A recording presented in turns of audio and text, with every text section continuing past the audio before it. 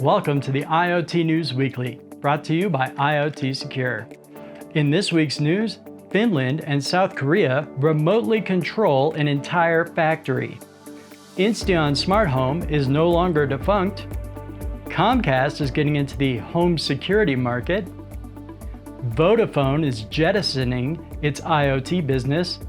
And Tui Smart and Indonesia's Telkom have big plans. And finally today, a new version of Ubuntu was released specifically for IoT devices. Thank you for tuning in today to the June 17th episode of our IoT News Weekly. I'm your host, John Nye, and let's get into the news. South Korea and Finland were connected with IoT like never before by a research team at the Electronics and Telecommunications Research Institute, or ETRI. The researchers revealed a new technology that allows them to remotely control a factory simultaneously, locally, and abroad using 5G technology. The technology developed is intended to create a reliable and fast intercontinental network. The core and most exciting part of this demonstration was their ability to successfully transmit data packets over 10,000 kilometers in less than 0.3 seconds.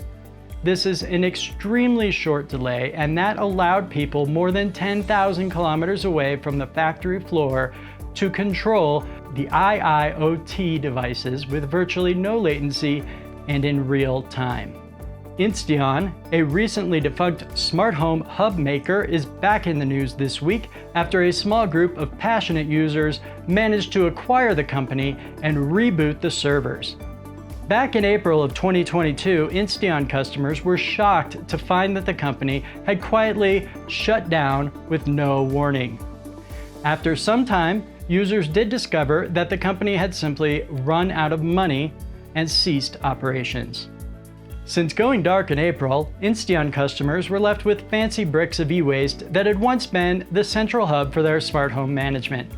The new Insteon CEO, Ken Fairbanks, said, "Our first priority was to get the hubs online immediately, before we even had access to the site, the email service provider, social accounts, etc. Every day, more customers were giving up hope.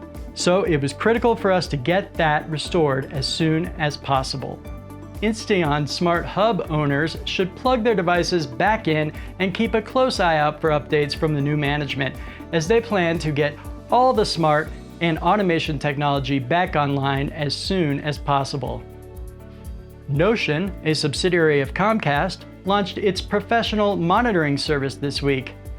This offshoot of Comcast makes multifunction sensors and software that can be used to monitor homes for break-ins, leaks, and temperature changes, among other things.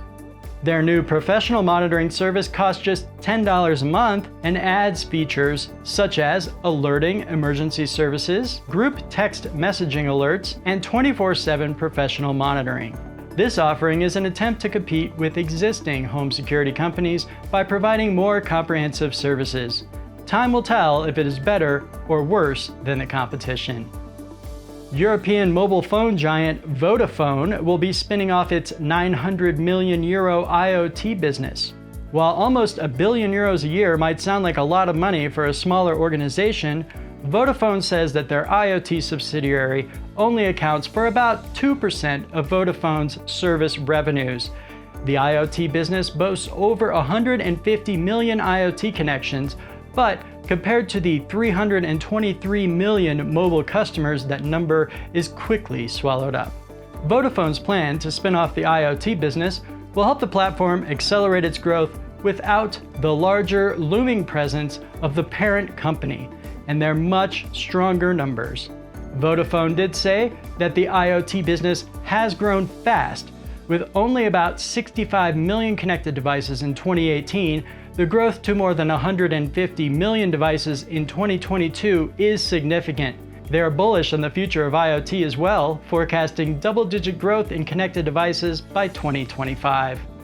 Tui Smart, a leading IoT device manufacturer, has partnered with Indonesia's Telkom to provide Tui's Smart Home Cube system to Telkom's customers. Telkom is Indonesia's largest telecommunications platform, and they announced value-added cloud-based services for their user base. This new service will utilize Tui's Cube solution to provide customers with a service called IndiHome Smart. They will also be providing a service tier for small and medium-sized businesses that is called SultanCam. Both services will allow users to integrate and control their smart home devices from anywhere using their Telkom smartphones. And finally today, a new version of the Linux distribution Ubuntu, called Core 22, was released this week. The latest version of this popular Linux distro is designed specifically for IoT and embedded systems. The Core 22 operating system is Canonical's latest fully containerized Linux distro that is tuned for embedded systems, robots, Raspberry Pi boards, and other smart device applications. Canonical made this new version of the Ubuntu OS by honing the operating system down to its bare essentials.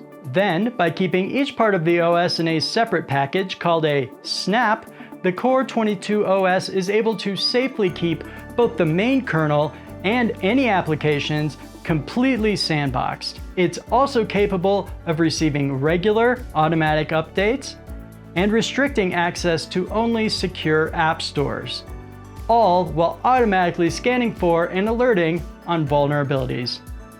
Thank you for tuning in today, and don't forget to like and subscribe to our channel so you won't miss out on new episodes of the IoT News Weekly. The description below has links to all the sources for all the stories we covered today.